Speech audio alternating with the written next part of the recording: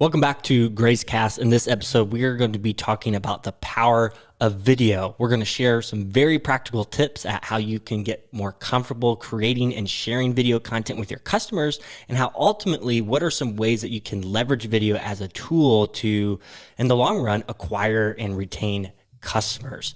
But first, who are we? My name's Brooks. Every episode, I'm joined with my brother Blaine. We're from Seven Sons, which is a pasture-raised meat business, and we sell all of our products mostly primarily on the internet. That all happens at sevensons.net. We've been very fortunate that that business has grown over the years. This podcast is all about taking things that we've learned either through mentors of ours or just through hard lessons learned to share with you. You can probably imagine that selling products online has its own unique challenges. Fresh and frozen meat products, it's kind of a unique thing to sell online. So several years ago, another thing that we do is we developed our own website and e-commerce platform that's called GraceCart. It's kind of like Shopify, but it's really just specifically built to for food producers. Instead of building tools for any industry and any business, we're 100% focused on serving farmers, butcher shops, fishmongers. Yeah, and solving their problems. Exactly. You can check it out at gracecart.com if you want to learn more. We might share a little bit more about that in this episode today.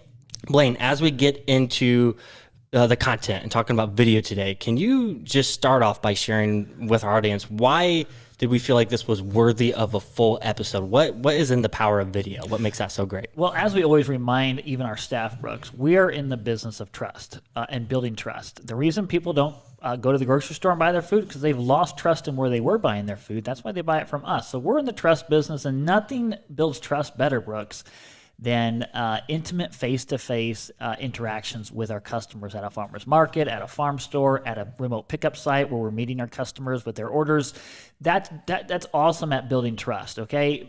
And so the problem we run into when we move to a more convenient way of delivering our products, like home delivery, so customers order online and you have it delivered through UPS to their home, you lose that direct face-to-face connection. There's an intimacy gap. And that's a problem that everyone needs to take serious if they're in the home delivery business like we are. 100% of our online sales go home delivery. Yep. Okay, so what we've done, Brooks, is we've used the power of video and that much more intimate, it's the most intimate form of I guess content distribution to connect with our customers and to fill that gap. And it's really worked. It's been very effective for us, Brooks. Not only, as you mentioned, on the acquiring customers and building enough trust with an interested person, but also for retention and nurturing the relationship through constant videos that we're releasing to our customers. And the test is this, Brooks.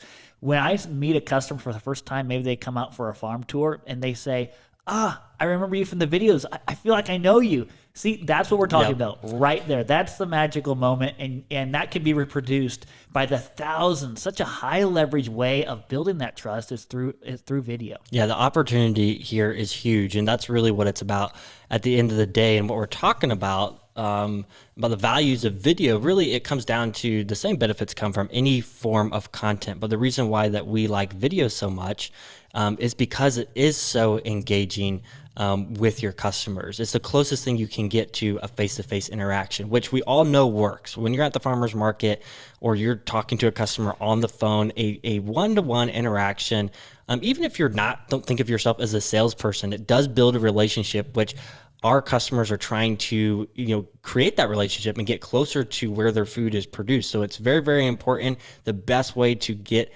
as close to that as possible is through video, actually seeing your face, seeing your personality, hearing your voice on the other end from the customer's perspective. That's why we like video as opposed to, and I would argue that the effort to create video content, once you start to get used to this, is much easier than other forms of content. And a lot of people are going to say, no, I don't want to get in front of video. But once and we're going to talk about how to make this. I never would have said that years ago, but today, versus trying to get me to sit down to write a blog post or a newsletter. So hear us out. We're going to give you practical tips on how we got over our fears, because once you do this, it's high leverage, because there's no other form of media that's as intimate as this or as high leverage.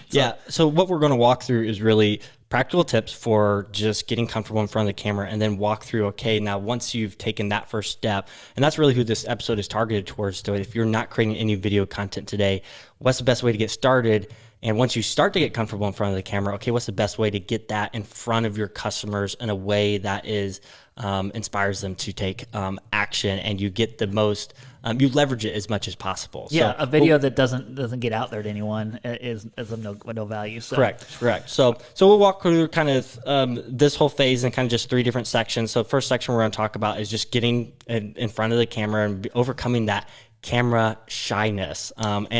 I'm going to, if you ask who are introverts in the room, I'm going to definitely raise my hand. This is something that when I first started creating video content, I mean, I would hate to see what those first videos really actually look like. I'm sure they're not on YouTube anymore, in fact. But I think the biggest thing for me, as far as being able to consistently be able to create video content and get in front of the camera, is just reps. I mean, you have to do it. You have to say yes. This is something you have to prioritize, and just understand that it's one of if you're trying to build a direct-to-consumer business, that's the key here. You're trying to build a direct-to-consumer business, especially online. You're trying to scale that. This is I would argue, one of the most important skills you can learn that someone on your team, someone in your family, if it's a family business, needs to be able to develop and get in front of your customers. So it is one of the skills that will pay back. Someone in your business has to take the torch and do this. And I'm just going to say, getting started with your first couple of videos, it's painful, but just acknowledge that and be okay. Here, so some of my first videos, Brooks, it might have only been a 2-minute video. And that's one tip. Keep them short. They don't need to be long. Keep the videos short. And I've probably, took 30 to 40 takes on a single video. That's because it's hard, and you just have to recognize what the goal is and the value of getting through the uncomfortable just getting comfortable in front of that camera. And if it takes 30 takes, it's worth it, Brooks. At the end of the 30th take, you have a video that can then be used. And the next time you do it, maybe 20 takes. The next time, 10 takes. And before you know it, 1 to 2 takes, and you've got a video done, and it's quick and efficient. Yes. And you just got to recognize this going into it, especially if you're an introverted person. This is not something you're often doing.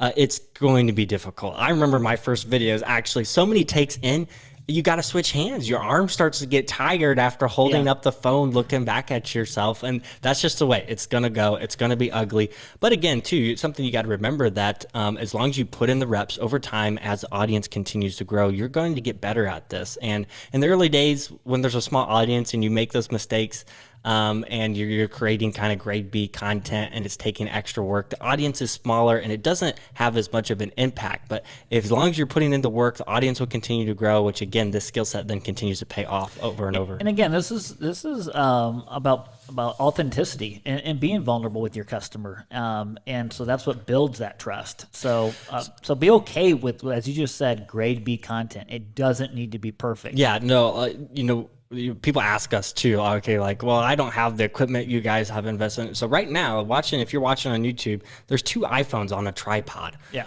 You don't need to buy, especially in today's world, a fancy camera equipment. We got audios because this, this content we're creating today is going out through podcasts and things like that, where that's just that much more important. And I would say prioritizing audio over your video content, I think that is important, especially if you're filming videos outside, it's a windy day. Put yourself in a position where you've got that wind noise out of it, because that's not going to be any engaging. People can put up with a low-quality video because it's authentic, but if they can't hear what you're saying, it's just not going to inspire even today, Brooks, if I'm shooting a video for our customers, all I have is my iPhone. That's it. But what I am careful about is, okay, is the glare so bad on my face that I can't hardly open my eyes? So I'm going to look more for a shaded spot, because I want the customer to be able to connect with and see my eyes, because that's what makes it a more intimate video. And then the other thing is, yes, I'm going to get somewhere where the wind isn't too bad. If they can't hear what I'm saying, because it's no good, and nobody wants to listen to a video like that. So. Yeah, so super practical tips. Get used to where you're promoting your videos at. If it's on social media, generally you're going to film upright. Yes. In the upright position. If it's going out on YouTube or on a blog, you want to film horizontal, or else you got the black lines showing up. Yep. Small, simple things, but you definitely don't need to invest in a lot of equipment to start making this happen. You have probably an iPhone or a smartphone today. That means you don't need to make any more investment to make this happen. If you're not used to this, probably one of the other questions, Brooks, is what do I talk about? Like, Yeah. what do I do? I get out there. I'm like, well, Seven Sons does this. What am I supposed to do here? And so, it's easy to have that disbelief that I'm not an interesting person. I'm not Yeah. entertaining. Why would anyone want to listen to me? So we've made a short bullet point list of things to Content ideas. just ideas. I think a very easy one to start with is if you're direct marketing today, you have a customer base. There's a customer service aspect. Customers are calling in, they're emailing you questions about your business when they're trying to decide if they want to become a customer or not, or even just questions from ongoing customers too. Think about what are those repeat questions that you commonly get again and again, and create a video about it answering that question. Yeah.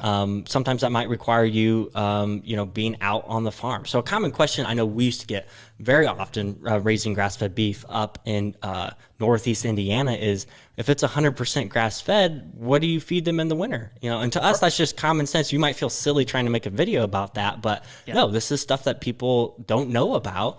And a great content video to create. There's one on our website right now. Yeah, we have a lot of videos just inspired by answering one simple question.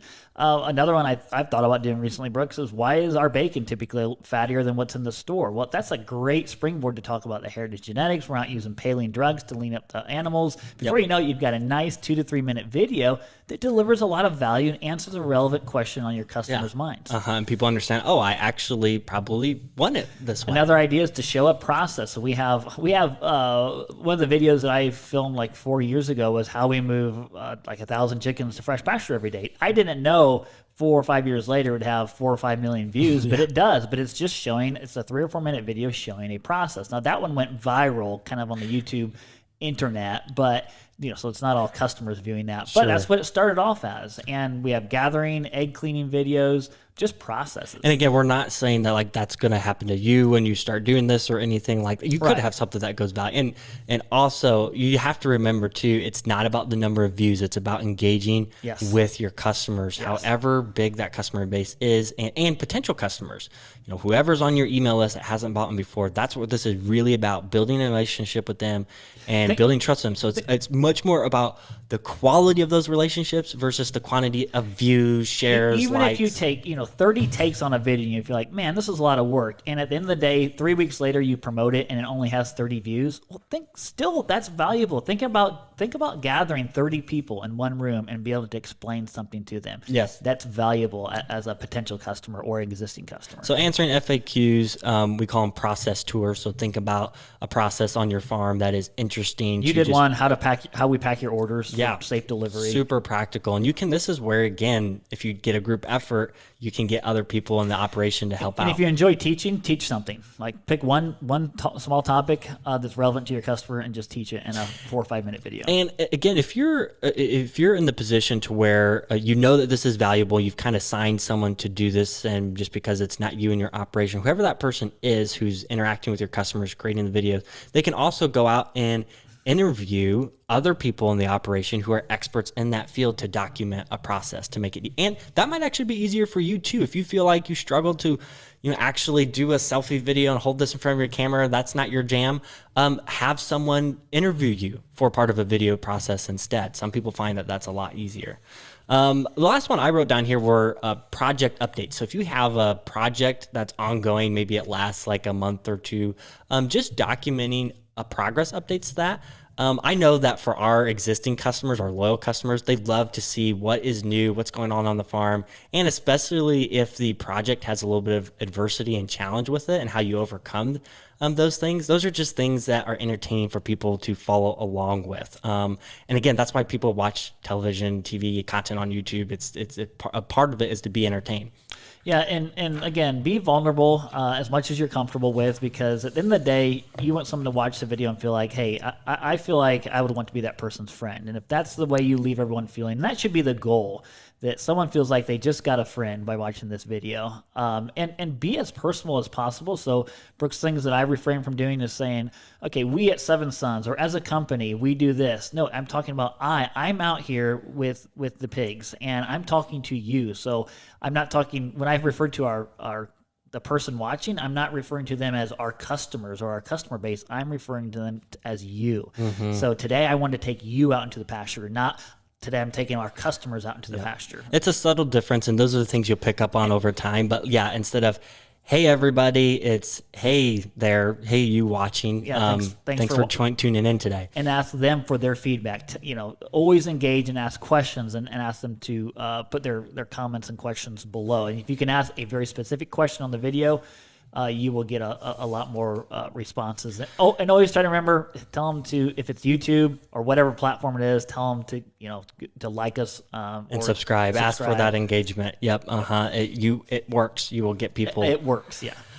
So okay, super practical stuff. And again, the most important thing I think here, we've left you some practical tips, but reps is the most important thing. You have to get out there and do it. Over and over. Make a goal. Maybe it's this year. Make it a goal that 12 videos once a month. You're going to put out a video following a process, answering a question. And if you're promoting it on social media, you should probably do it more often than that. But that is something that is definitely manageable, even if you're just starting out and you're doing 20 and 30 takes with each one. Yep. But once you, again, if you're starting out brand new from scratch, and once you start to create this video content, you obviously have to get it in front of your customers, right? So you need to choose a strategy for doing that and a distribution channel for getting in front of your customers. Obviously, if you're promoting content, you're posting on social media, you're posting videos on social media, Facebook and Instagram, it's automatically promoted to that audience there. But one of the things that we really push for, and if you've watched us on this show for very long at all, we've gotten a ton of value from email. And most e-commerce businesses will say that email is one of their strongest retention and acquisition channels that they've invested in as far as a marketing tool belt and the marketer's tool set. So what we do is we have a routine newsletter. It goes out every single week. A lot of the content that gets shared in that newsletter is video content. In fact, we've had years where I would say the far majority, upwards towards 70-80% of what gets promoted through that newsletter is video. So that's what we're always going to be pushing our clients to. So a lot of times we'll take a video, upload it to YouTube. So it's Yes. on YouTube, but then we'll create a blog post on our Graves Cart website and embed the video on the blog post. And then when we send an email out, we explain what we're delivering in this video. Go click to watch it, and a lot of times we'll just take them right to the blog. Yeah, that's the process, because what we want to do is, as we're promoting this, we want to get people back to the website, right? Because you got to think about this, that your email list is always, if you're doing good at getting new email addresses, you're always going to have a chunk of that email list who are or potential customers, people who've never purchased from you. So you're always trying to get them back to the website, which ideally on that website you have an online store as well, and it's a very simple process for them to do business with you. Because again, and that's the reason why we're talking about this today when it comes to using video to acquire and retain customers, is once you start down this direct marketing path and you put all the work in the infrastructure and building out a website, getting set up to sell by the cut, getting on-site freezer storage.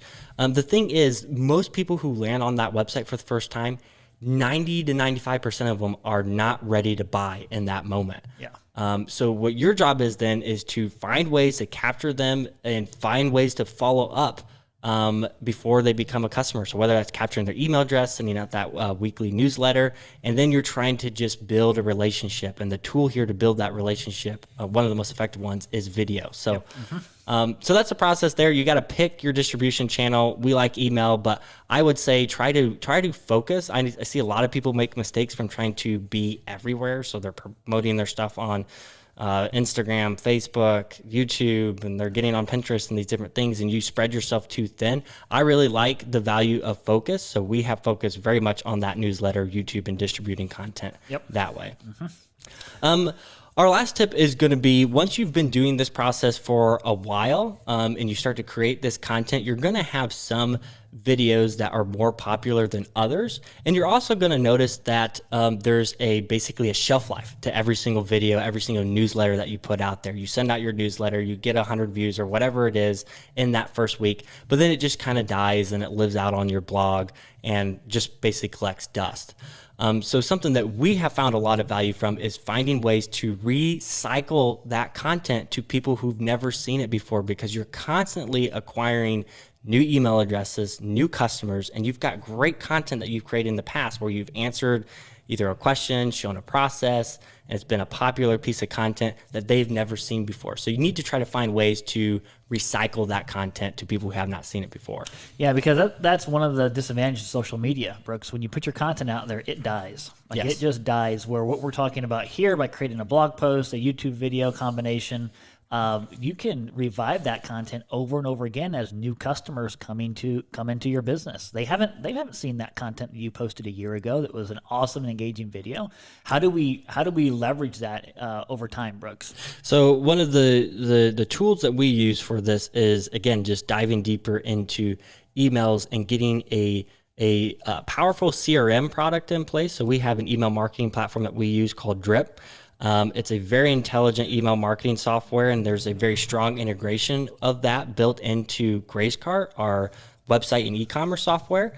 So in that software, we know exactly when someone signs up to our newsletter, if they're a new person, if they purchased us before, who our best buyers are, what they've purchased. So we can get very intelligent with what emails and how we communicate to them through that software. So for example, when someone signs up to our email list for the first time, they're going to get I don't know how long the process is, but I think it's 180 days worth of our best content that we've created years in the past. Yeah. Every Wednesday they get an email. It's for 6 months. For every six Wednesday. 6 months. And again, we're capturing people who are at the height of their awareness, because when they first subscribe to your newsletter, that's when they're most interested and most aware of you.